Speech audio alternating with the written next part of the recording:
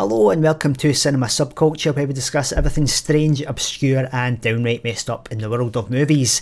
My name's Gary. And my name's Simon. So Gary, what film are we looking at tonight? The Last American Virgin is a 1982 teen sex comedy directed by Boaz Davidson. The film was an American remake of Davidson's Israeli film Lemon Popsicle. It follows three high school friends, Gary, Rick and David, as they attempt to have as much sex as possible. Whilst this is successful for Rick and David, Gary is left out and fixates on new girl Karen, despite the fact she rebuffs him for his friend Rick.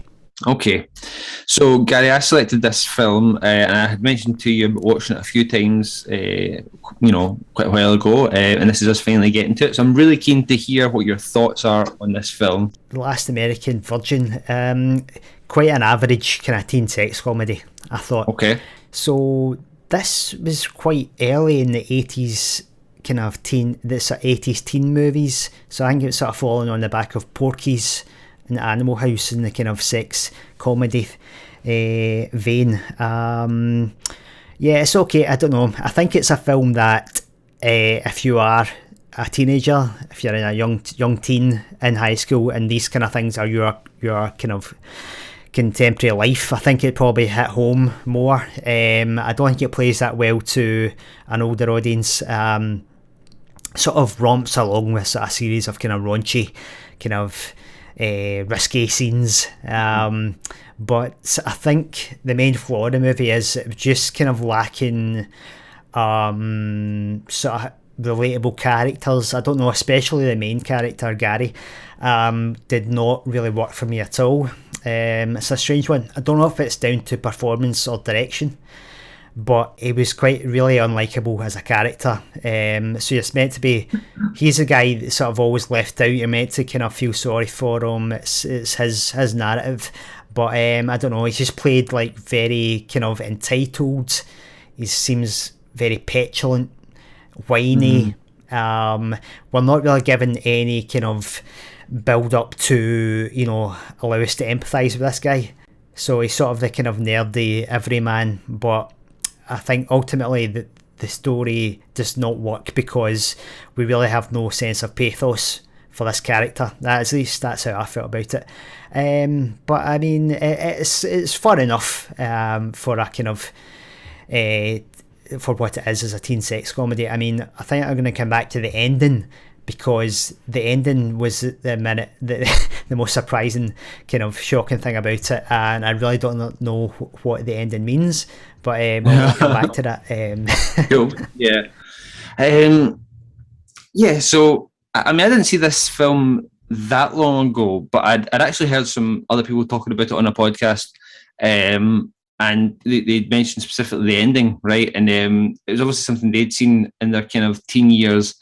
But yeah, I've got a weird kind of love for this film. I don't know if it's just the soundtrack for me. Like, there's a lot of I'm really a big fan of the soundtrack and the kind of it feels like it feels such an out of time, out of place film for some reason, right? It's made in the 80s, but the aesthetic almost looks 50s-ish in places, and the clothes and some of the cars and stuff like that. And I find it hard to place there, and a lot of the actual setup, some of them, like the opening setup with the guys and the girls, I find find that quite fun. But it seems to do this kind of weird kind of waves of teen sex comedy, like precursor to like something like American Pie, right? Like that was kind of my first thing. I was like, oh, this is like the kind of, it feels like a garage band version of like the sex comedy to me, right? I've seen Porky's, I've never seen Animal House, but like I've seen those types of things before. But this felt like wasn't even low budget, just kind of, as I say, just garage band, just like kind of a little bit grungier, a little bit nastier in some bits. But it ranges from this kind of like fairly fun, light-hearted scenes to something like when they go to the prostitute. Like and then the kind of the stuff later on with Karen and stuff, and I don't know, there's just something about the way the tone shifts in this film that kind of keeps me on my toes every time I watch it. And and you're right. I agree that like the character of Gary is like, oh God, like he's such a fucking stalker. Like that, like he comes across so creepy. Now I've seen that guy in other things. Lawrence Monison. He's actually in one of the best or one of the better Friday the 13th, Part 4. So he plays a character in that, and he's much better in that, like performance wise. Like, so I don't know what it is about this film, but there's definitely like there's dialogue that's weird. I was thinking about it this time watching it. It's almost as if it's like a, you know, I know that it's a remake of an Israeli film. It's almost as if it's like a you know, an Italian or, you know, foreign language film that's been dubbed into English, and that's why it's like the dub's weird. You know, with some of the delivery of the lines it's such a kind of, I don't know. I find it such a kind of weird kind of kaleidoscope of things that's happening with it. I don't know. It's just it just gets me every time, and I think the ending, I don't know. It still kind of manages to kick me in the guts a little bit sometimes, and I like that about it. And it's not the kind of like normal ending to one of these, you know, kind of films that, you know, it's not like you think of the into American Pie, right? It's quite an upbeat kind of, we did it, you guys, kind of one of those, or like, you know, that kind of thing. And this just doesn't have that, and I kind of like that about it. But I can't really disagree with anything you said about it. But there's just and I didn't see it when I was a teen. It's just, I don't know, and I feel that I can't empathise with I can't relate to the character of Gary, but I can relate to the situations, like some of the situations that he's in. Right, I can kind of, you know, the kind of heartbreak and stuff like that. I can kind of relate to that. So I think maybe it's something like that. I don't know. It just I don't know. It just kind of gets me a little bit sometimes. I can't really describe it. Yeah, I think something like American Pie, we get a better.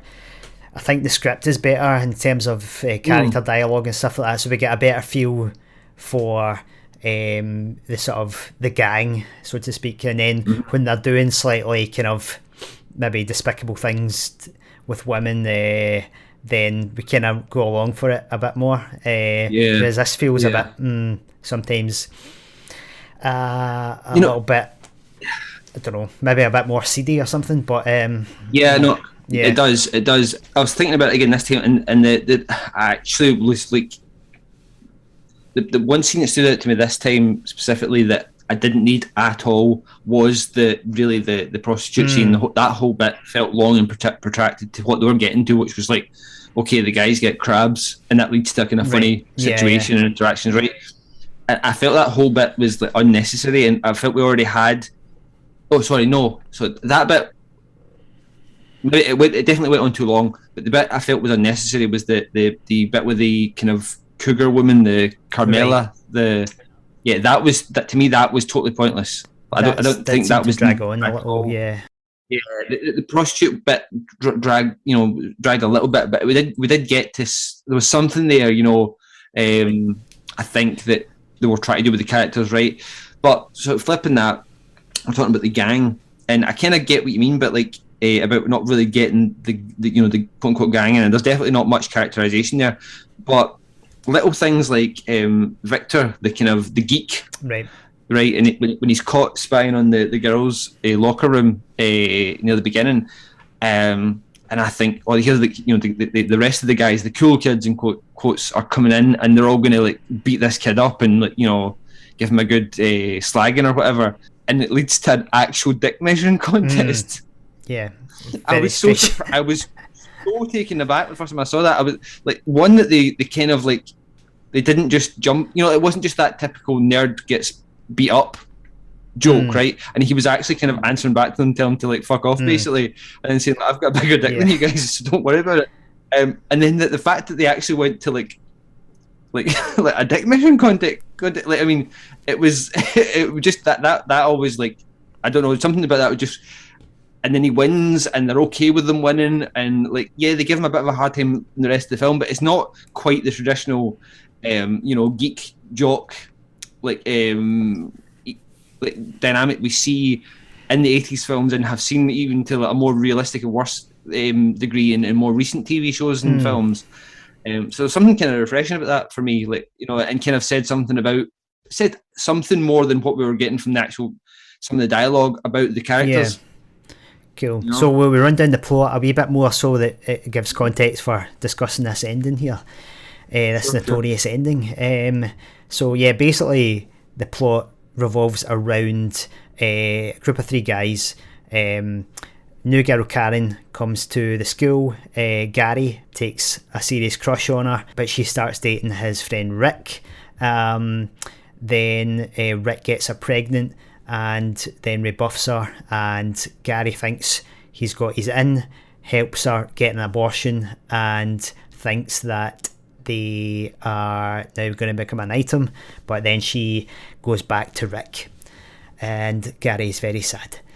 So yeah, Gary confesses his love for Karen, and she kisses him. And up until this time, for some reason, I thought it was more obvious that they slept together. Right. But for some reason, this time I was like, I don't know if that is what happened or not. But then she invites him to her birthday party, and he goes there expecting they're going out or whatever. And she's there making it with Rick, and then he just leaves. Yeah, drives away in his car. Now, driving the car, when those credits hit, I was like, what? Right. Boom! You're like, Jesus Christ! Because this ending seems shocking to me on a number of levels. Right. One, just like plot-wise, I'm like, you get end the film there? Like, crazy. I feel like we haven't resolved this situation. Sure. 2, for the main register of the film feels to me like traditional Hollywood paradigm filmmaking where you have a happy ending. And when we get to the scene where Gary goes to the party and sees Rick and Karen together, I'm thinking, right, this is going to resolve somehow. This is not the end. But when we get to that final scene where it's just Gary crying in his car, now, in some ways, I'm almost thinking that for Davidson to make that move, I'm like, well, that's quite a confident move. And I kind of like maybe what you're saying there, although it's a complete downer, but he's basically saying nice guys do, sort of nerdy guys do finish last. This is not Hollywood. You're not going to get the cutest girl in school. So suck it up, man. Live with it. And I'm like, wow, I didn't think we were going there, because you're sort of building this guy up as our hero through this film. And that's he's quite left if you repeat a sobering view of humanity there. And I thought, well, but fair play to him, I kind of agree with his take on that there, yeah. But that's so kind of unusual within these kind of movies, as far as I can tell. It's not my forte, the 80s teen comedies, but correct me if I'm wrong here, the traditional ending might be, what comes to my mind would be something like Teen Wolf, where the hero does not get the cheerleader, but he also gets that cute girl next door who's actually quite hot. We discover at the end. So there's a happy ending.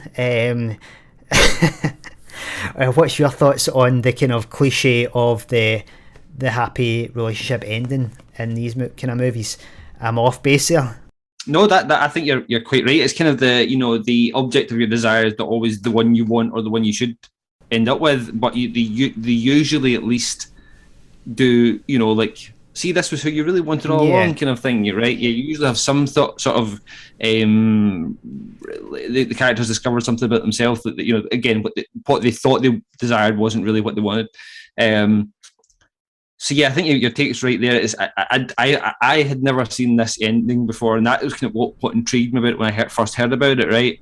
And there's something about the way that the Karen character, like when she spots Gary, and like she kind of starts to tear up a little bit, and then he starts to go, and it's like, I don't know, and then as you say, but for me, it's like, it's not necessarily that nice guys finish last, or you said something about the way Gary reacted, but it was like, to me, it's like he's just done with her. Like he's had that realization that the one he desired isn't for him.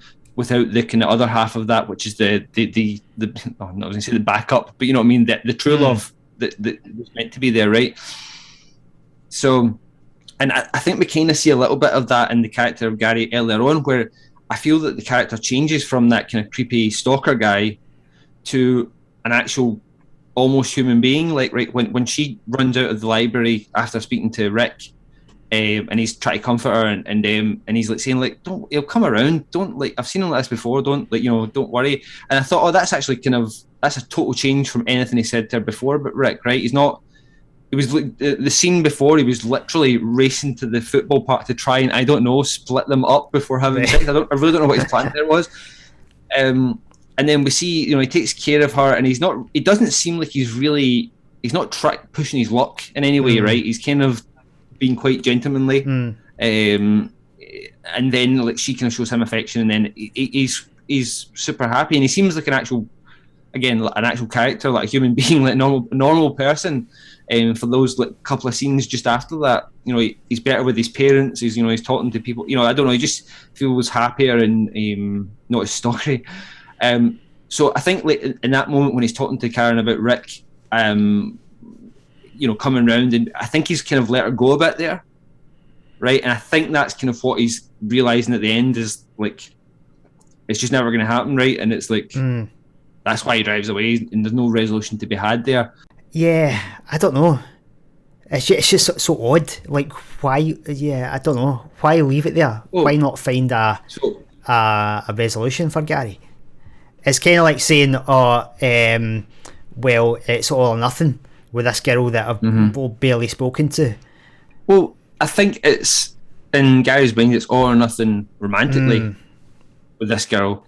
But yeah, you're right. I mean, he does come on pretty strong, and I think I just think back to the massive meatball sandwich conversation in the car when he's really forcing the conversation and trying to make her laugh, and it's like such a comfortable scene, and then he tries to bring it back later and stuff. So he's just, like, completely out of his depth. You know what I mean? But I don't think it necessarily translates very well. I think it just comes across as odd. Yeah. Do you know any examples of, like, when the nerdy guy gets the hot girl? The hot girl. Well, the quotes hot girl. How common is that? Because I can think of there's the good Dead Poet Society. It's kind of seen in that, but I mean, your example of Teen Wolf isn't he does get the cheerleader. Well, in the film, before then rebuffing her, like, you know. Yeah. I'm trying to think of Porky's. There's no one girl that anyone's really after that I can think of. I think most John Hughes movies would end kind of on a happy note. American Pie, like, they kind of all, they kind of get the ones they're after, at least. Yeah. There's nobody in that. At the end, none of them really get the girls because they all kind of split up, essentially. Apart from Ostriker, whatever his name is. I think the rest of them, they don't carry on, do they? Oh, sure. They kind of break. I get what you're saying. Restaurant scene. Yeah. But that's like all the gang coming back together, so that's the kind of point of that. But I don't know. And I both like the ending and I don't like it. It sort of, the ending makes him more of a petulant character, I think, because he's not really He's not really went anywhere. He's not learned anything about himself. No, you're right. It feels like he's learned something in that one scenario, right? That, okay, I'm never going to be with Karen. That's that. But you're right. I don't necessarily get the impression that he's like, and I'm never going to do anything as creepy as fucked up. Kind of feels like the sort of incel manifesto a wee bit. Right. Yeah. Grease. Grease. Does he not get the girl in Grease? I've only seen it once. Aye, Danny Zuko gets the girl. Aye, he's not the geek though. Who's that? He's the nerd. Oh, sorry, I think. I thought you were the aye, that's a happy ending in that one.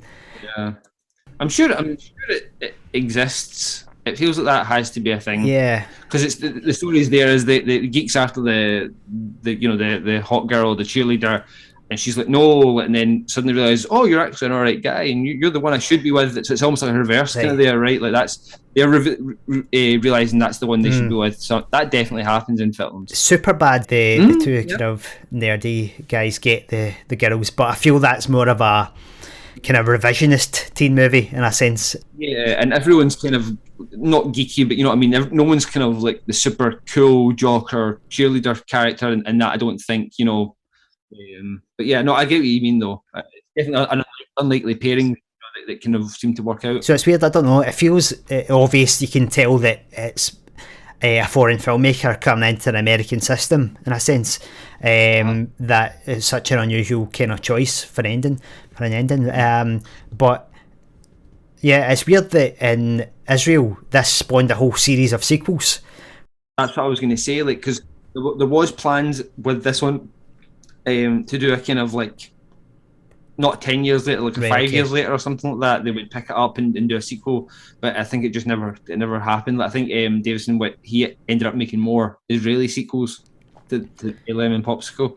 But yeah, that was kind of intrigued me as well because of this ending. That like it leaves us with this really kind of bleak ending, but it could have been something different if they made any, you know, like 5 years later type sequels. Any final thoughts, Gary? Well, I'd say the Last American Virgin, slightly unremarkable for a teen movie. It's notable for its unusual ending, and it's I assume intentional dark view of humanity, but who knows what Davidson was going for here. But yeah, I don't know, it's fun enough. It's an enjoyable romp really, but I wouldn't say it's anything remarkable. I'd say it's definitely worth checking out if you are a fan of the kind of teen sex comedy kind of or 80s teen comedy. I feel that it does give a slightly different feel and tone to most of those other films that I've seen personally. It does have a kind of seedier, grungier feel, and I think the ending, you know, I guess we're spoiling it a bit here, but I think you can still watch it and get something different from a lot of other 80s teen comedies. At least I certainly did. As it's one that I do find myself coming back to. Weirdly, I don't know, something just about the feel of the film that just like gives me, I don't know, it keeps me on my toes a little bit, you know, that way like, you never really know where it's going to go next with the next scene. So yeah, I'm a fan of this one, but again, I can't really argue with anything you've said about it. It's just there's something about it that just appeals to me. There is something about 80s kind of American filmmaking or Hollywood filmmaking, I don't know, it's comfort food in a way. There's a sort of something about it. It's an easy, it goes down easy. It's almost like plate of donuts. Oh damn! Yeah, dirty big cheeseburger. Yeah. But I did see Porky's, and I've seen Porky's too. I can't remember, but anyway, I don't know. Porky's. It felt like a higher production value than this, probably. I've only seen it once. I can't really think if the story is better, but I personally think this is a more enjoyable film than Porky's. There was just something about this feels seedy, but it doesn't. I don't feel a mean spirit from it. Weirdly, but from some of the parts of Porky's, I felt a little bit mean spirited. I don't know. I don't really even know what I mean about that. You know that way, like you know, you've seen Carrie, yeah. Like you know the way that like the kids treat the other, like treat Carrie, and that feels kind of mean spirited. And there's something. There's not really anyone that gets bullied necessarily in Porky's, but it has that kind of texture to it. I don't know. But whereas this, I feel it sits on that kind of a little bit more innocent in a way, even though the subject matter is a little bit more seedy. I can't, you know what I mean? There's something just a little bit more earnest about how this is presented. Yeah. Even though I agree that it's not necessarily presented that well, script wise and things like that. There's just something about it that I feel it feels a little bit more honest in a way. I don't know. Maybe it's just the ending that gives it that tone, but it's got 1.5 thumbs up for me. 1.5? Well, not 2. I mean, out of 2. Right, I thought you were going out of 5. 2. I mean, I've only got 2 thumbs. How many thumbs have you got? Just 2 as well. Big old 5 thumbs over there, eh? You know, 1 out of 5 thumbs. Give it How many thumbs would you thumb. Yeah. A quarter thumb, Jesus. Aye. Fair enough. No, that's fair enough, man. You said that last film we looked at was mildly enjoyable, and I sure agree with that. But so yeah. So that'll do it for The Last American Virgin. You've been listening to Cinema Subculture. If you'd like more of this content, please make sure you're subscribed on YouTube, like the video, and hit the notification bell. Thanks for listening. I've been Simon. I've been Gary. I really don't care.